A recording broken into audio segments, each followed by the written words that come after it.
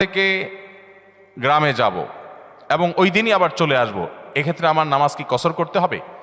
দেখুন, গ্রামে আমরা প্রত্যেকে যার যার বাড়িতে যখন যাব, সেটা আমাদের মূল ঠিকানা, আসল ঠিকানা হলে সেখানে আমি 1 ঘন্টার জন্য যদি যাই, নামাজ আমাকে পুরো পড়তে হবে।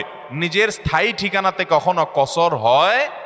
পথে কসর হবে। বাড়িতে যখন চলে গেছেন, আপনার বাড়ি কুমিল্লাতে, আপনার বাড়ি চট্টগ্রামে, আপনার বাড়ি বগুড়াতে বা খুলনাতে বা সিলেটে, আপনার বাড়ি যেখানেই হোক না কেন, যখন সফরের দূরত্ব হবে, নিজের স্থায়ী ঠিকানায় 1 ঘন্টার জন্য যদি যান, সেখানে পুরো নামাজ পড়তে হবে, কসর চলবে।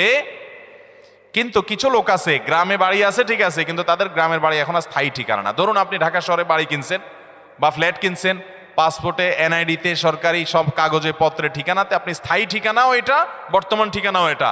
গ্রামের বাড়ি আছে কিন্তু ওটা আপনার স্থায়ীও না, বর্তমান ঠিকানাও না, জাস্ট বেড়াইতে যান, ভাই বেড়াদাররা আছে, অন্যরা আছে, তাহলে ওইটাতে আপনি গেস্ট, সেখানে আপনি কসর পড়বেন।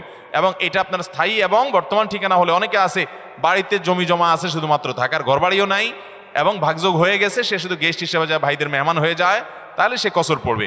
আর না হলে স্থায়ী ঠিকানায় গেলে 1 ঘন্টার জন্য সে কি করতে হবে? পুরো নামাজ পড়তে হবে, যদি স্থায়ী ঠিকানা হয় তার গ্রাম।